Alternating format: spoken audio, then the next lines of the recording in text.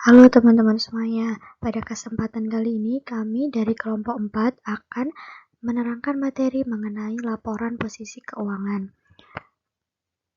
Sebelum itu, perkenalkan anggota kelompok kami, yaitu Restu Argarinjani dengan NPM 003 dan saya sendiri Adinda Alita dengan NPM 035 dan yang ketiga Yuda Arya dengan NPM 042 dan yang terakhir Amalia Nesa dengan NPM 044.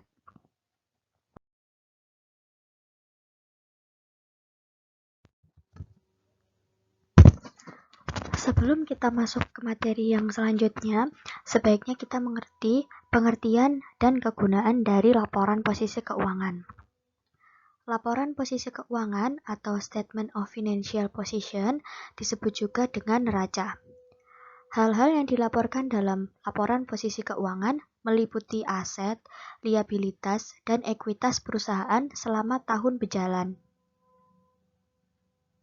Informasi yang diberikan berupa sifat dan jumlah investasi dalam sumber daya perusahaan, kewajiban terhadap kreditor, serta ekuitas sumber daya neto. Adanya informasi mengenai aset, liabilitas, dan ekuitas, laporan posisi keuangan akan memberikan dasar untuk menghitung tingkat imbal hasil atau rate of return dan mengevaluasi struktur modal perusahaan, serta untuk menganalisis atau menilai resiko-resiko dan kas masa depan perusahaan.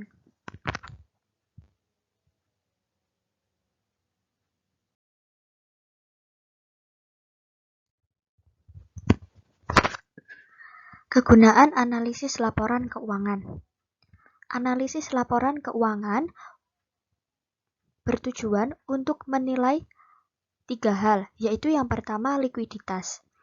Likuiditas menggambarkan jumlah waktu yang diharapkan untuk berlalu sampai aset direalisasikan atau dikonversi menjadi uang tunai atau sebagai liabilitas yang harus dibayar.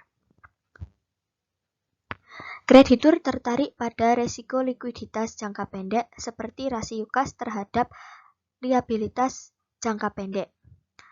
Rasio ini menunjukkan apakah suatu perusahaan akan memiliki sumber daya untuk membayar kewajiban terkini dan kewajiban saat akan jatuh tempo.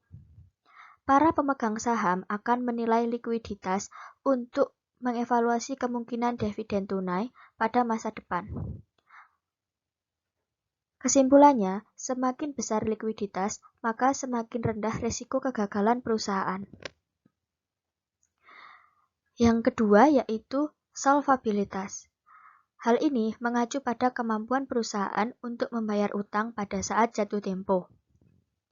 Hal ini dapat dicontohkan ketika perusahaan memiliki tingkat piutang jangka panjang yang tinggi dibandingkan utang terhadap aset, maka perusahaan memiliki solvabilitas yang lebih rendah dibandingkan perusahaan sejenis dengan tingkat utang jangka panjang yang rendah. Semakin tinggi utang, maka akan semakin tinggi pula resiko yang akan diperoleh karena perusahaan akan membutuhkan lebih banyak aset untuk membayar kewajibannya. Yang terakhir yaitu fleksibilitas atau biasa disebut dengan fleksibilitas keuangan, yaitu untuk mengukur kemampuan suatu perusahaan untuk mengambil tindakan efektif untuk mengubah jumlah dan waktu arus kas sehingga dapat merespon kebutuhan dan peluang yang tidak terduga. Dapat dicontohkan saat perusahaan begitu banyak memiliki utang sehingga tidak fleksibel secara finansial atau tidak ada arus kas untuk membiayai ekspansi atau untuk melunasi utang yang akan jatuh tempo. Perusahaan yang fleksibilitasnya baik adalah perusahaan yang mampu memanfaatkan peluang investasi yang menguntungkan serta dapat memulihkan keadaan perusahaan dari kemunduran yang tidak diharapkan.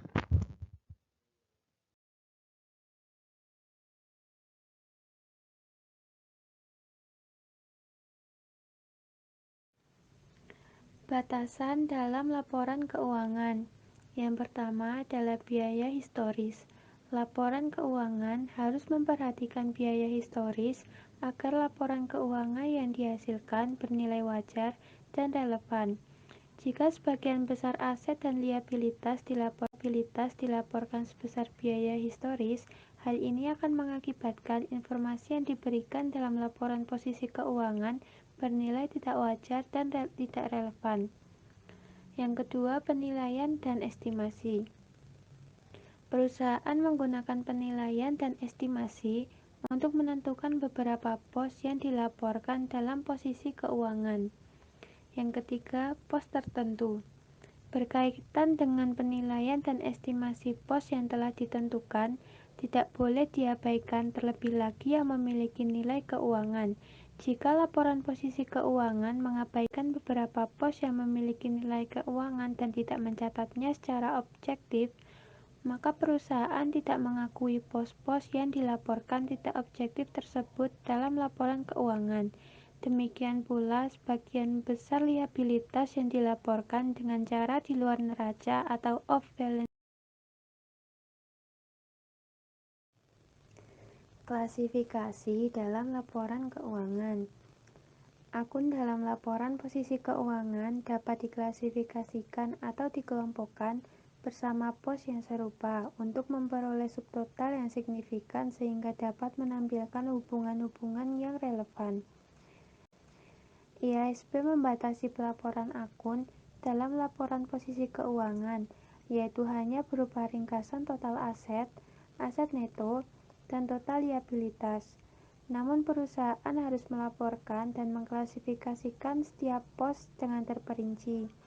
Hal ini untuk memungkinkan pengguna dalam menilai jumlah waktu dan ketidakpastian arus kas pada masa depan.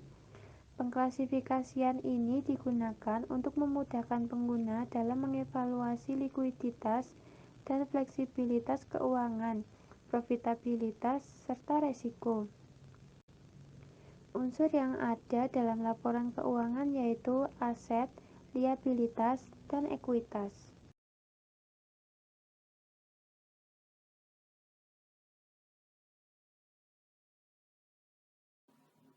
Untuk materi selanjutnya, yaitu unsur aset dalam laporan keuangan. Unsur aset yang pertama adalah aset tidak lancar, yaitu aset yang tidak memenuhi definisi aset lancar, yaitu terdapat investasi jangka panjang. Aset jangka panjang sendiri terdiri atas 4 bagian, yaitu investasi pada efek terdiri dari obligasi saham biasa atau wesel jangka panjang. Yang kedua, yaitu investasi dalam aset berwujud yang saat ini tidak digunakan dalam operasi seperti tanah yang dimiliki untuk spekulasi. Yang ketiga, yaitu investasi penyisihan dan khusus seperti pelunasan obligasi dana pensiun atau dana perluasan pabrik. Dan yang terakhir adalah investasi pada entitas anak atau entitas asosiasi non-konsolidasi. Aset tetap adalah aset berwujud berumur panjang yang digunakan dalam operasi rutin bisnis, terdiri dari properti fisik seperti tanah, gedung, mesin, furnitur, peralatan, dan sumber daya yang tidak dapat diperbarui. Aset tetap tidak berwujud memiliki substansi fisik dan instrumen keuangan aset tidak berwujud meliputi paten, hak cipta waralaba, goodwill merek dagang.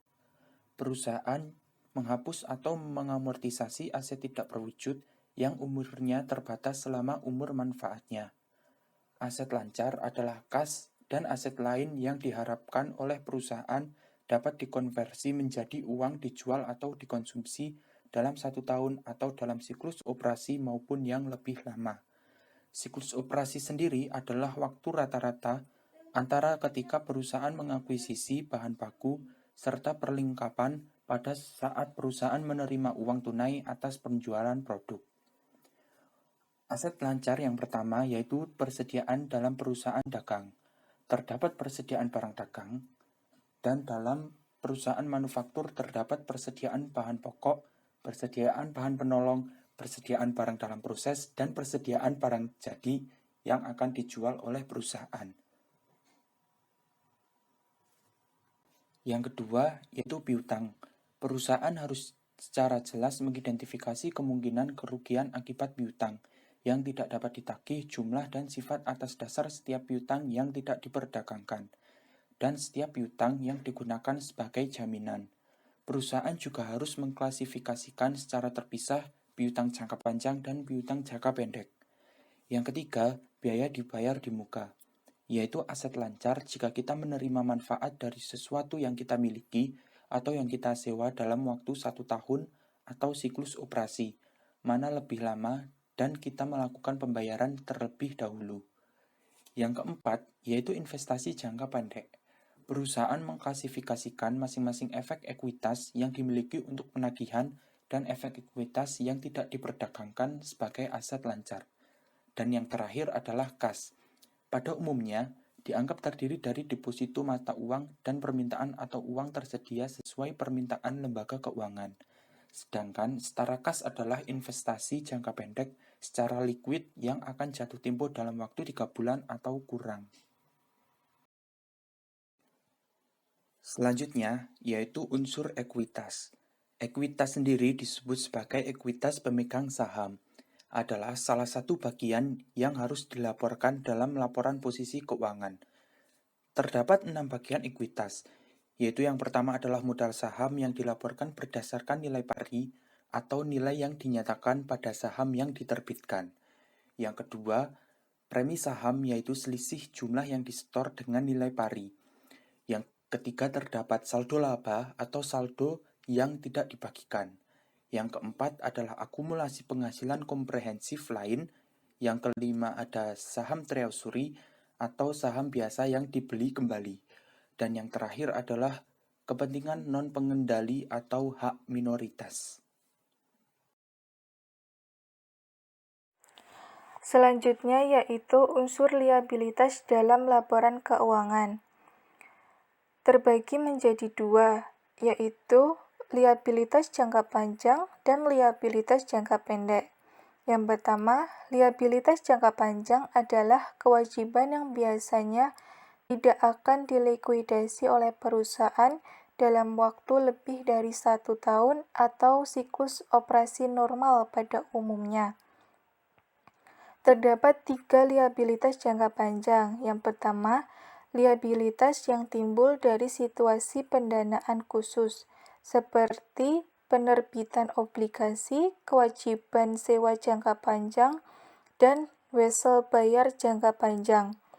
Yang kedua, kewajiban yang timbul dari operasi perusahaan yang biasa seperti kewajiban pensiun dan liabilitas pajak penghasilan.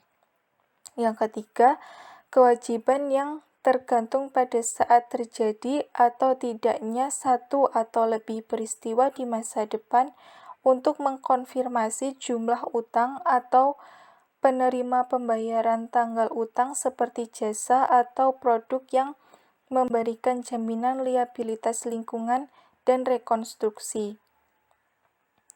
Yang kedua, liabilitas jangka pendek adalah kewajiban yang pada umumnya diharapkan oleh perusahaan untuk diselesaikan dalam siklus operasi normal atau dalam 1 tahun yang terdiri dari yang pertama, utang yang dihasilkan oleh perolehan barang dan jasa. Yang kedua, pembayaran diterima di muka atas penyerahan barang atau pelaksanaan jasa. Dan yang ketiga, liabilitas lain-lain yang pelunasannya akan berlangsung dalam siklus operasi 1 tahun.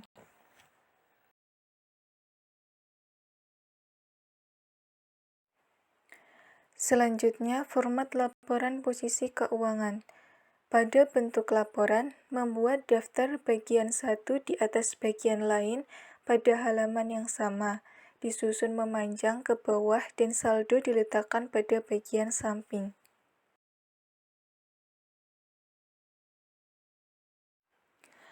Sedangkan dalam bentuk akun, sebenarnya IFRS tidak menentukan urutan atau format laporan posisi keuangan. Beberapa perusahaan menyajikan dengan urutan aset terlebih dahulu, lalu ekuitas dan liabilitas. Secara umum, perusahaan menggunakan bentuk akun atau bentuk laporan untuk menyajikan laporan posisi keuangan. Bentuk akun berisi aset yang dibagi menjadi beberapa bagian disajikan di sebelah kiri, sedangkan akun ekuitas dan liabilitas juga dibagi menjadi beberapa bagian disajikan di sebelah kanan. Kelemahannya membutuhkan ruang yang cukup luas untuk menyajikan laporan dalam bentuk akun. Nah, gimana? Kalian pasti lebih paham kan tentang apa itu laporan posisi keuangan, mulai dari pengertian, kegunaan, unsur, serta format dari pelaporan posisi keuangan. Sekian dari kelompok kami, selamat bertemu di materi selanjutnya.